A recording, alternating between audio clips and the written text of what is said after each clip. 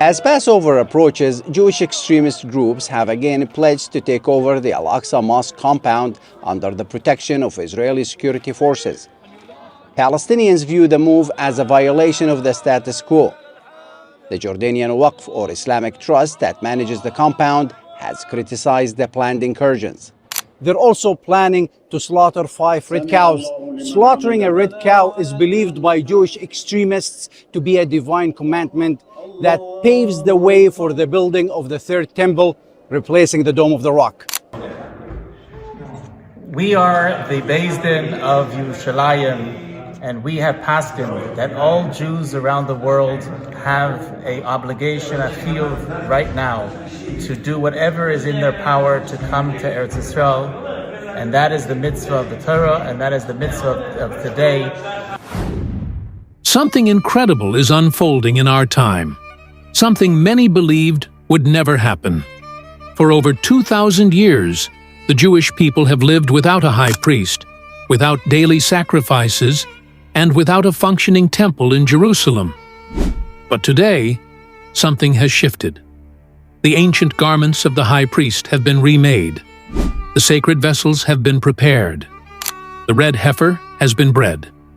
And now, the man who will serve as the high priest is standing by, fully trained, fully ready, and awaiting one specific event: the rebuilding of the temple. Why is this significant? Because it points directly to the words spoken by the prophet Daniel, to a prophecy that has remained mysterious for centuries, and to the possibility that we are witnessing the countdown to the final chapters of this world's history. Before we continue, please subscribe to our channel so you don't miss any updates about Bible prophecy, archaeology, and how they connect to our modern world. Your support helps us share this powerful message with more people. For most people, the idea of a high priest in Israel sounds like something from ancient history, a role tied to the Old Testament, long gone and no longer relevant. But in truth, the role of the high priest was never just about the past. It always pointed to something far greater in the future. In Exodus chapter 28, God commanded Moses to create special garments for Aaron, the first high priest. "And you shall make holy garments for Aaron your brother, for glory and for beauty." Exodus chapter 28, verse 2. These garments included the breastplate with 12 stones representing the tribes of Israel, the ephod, the robe, and the turban with the golden plate inscribed, "Holiness to the Lord." For generations, these garments were worn by men chosen to intercede between God and the people of Israel. But when the Second Temple was destroyed by the Romans in 70 AD, the role of the high priest disappeared. Since then, there has been no temple, no sacrifices, and no Day of Atonement performed according to the ancient laws. That long silence is now being broken. The Temple Institute in Jerusalem has spent years preparing everything needed for the Third Temple. Among their accomplishments, they have trained a group of priests from the descendants of Aaron, the Kohanim, and have designated one of them to serve as the high priest. Rabbi Baruch Kahane has been named the candidate for this role. He has been studying the ancient priestly laws in depth and preparing to carry out the rituals exactly as they are written in the Torah. The garments have been made. The altar has been constructed. The ashes of a red heifer are being prepared. Everything is ready. This is not just a symbolic act. It is a prophetic fulfillment. To understand why this matters, we must look at the book of Daniel, one of the most powerful prophetic books in the Bible. In Daniel chapter 9, we read about the 70 weeks prophecy. 70 weeks are determined upon thy people and upon thy holy city, to finish the transgression, and to make an end of sins, and to make reconciliation for iniquity, and to bring in everlasting righteousness. Daniel chapter 9, verse 24.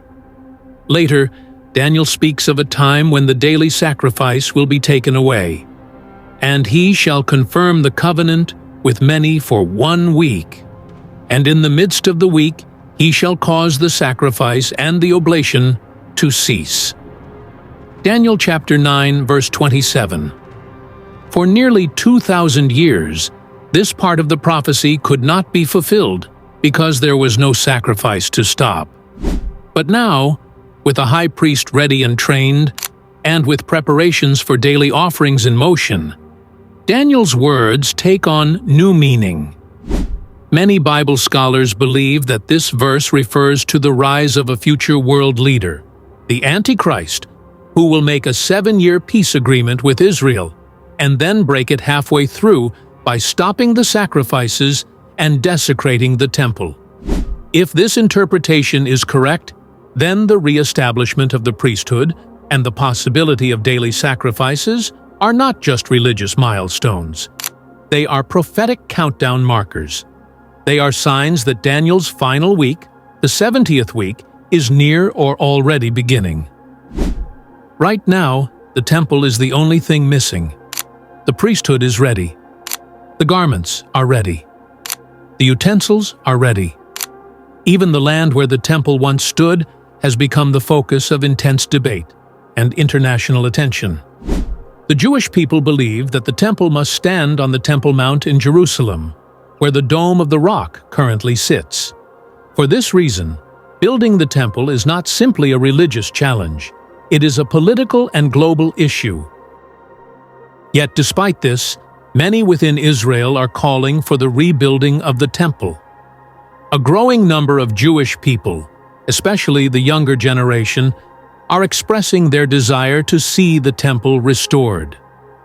Temple groups are gaining followers. Marches in Jerusalem carry banners that say, "Bring the temple now." Even Israeli media has begun to talk more openly about the possibility.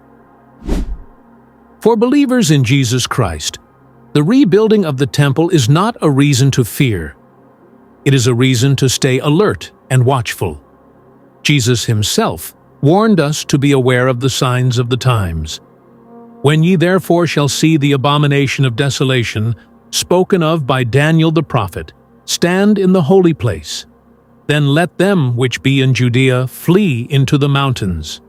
Matthew 24, chapter 15 to 16. These are not just ancient words.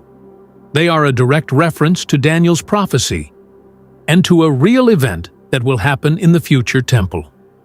And now, with the high priest ready and preparations underway, that future no longer feels so distant. This also reminds us of the central role of Jesus as our eternal high priest. We have such an high priest who is set on the right hand of the throne of the majesty in the heavens. Hebrews chapter 8, verse 1. Jesus is the ultimate fulfillment of the priesthood. His sacrifice on the cross ended the need for animal offerings. His resurrection opened the way for all of us to be reconciled with God. So while the earthly priesthood prepares to return, we must remember that our hope is not in the temple made with hands, but in the heavenly temple where Christ himself intercedes for us. With each passing day, prophecy is unfolding. The high priest is not just a historical figure anymore. He is standing, breathing, preparing to serve in the temple of God. And when that temple rises again in Jerusalem, the final pages of the Bible will begin to turn before our eyes. We must be awake. We must be ready, not with fear, but with faith. Jesus told us that these things would come to pass, not to scare us, but to prepare us. And when these things begin to come to pass, then look up and lift up your heads, for your redemption draweth nigh. Luke chapter 21, verse 28. So let us keep watching. Let us stay faithful. Let us live each day as if we are standing on the edge of eternity, because we are.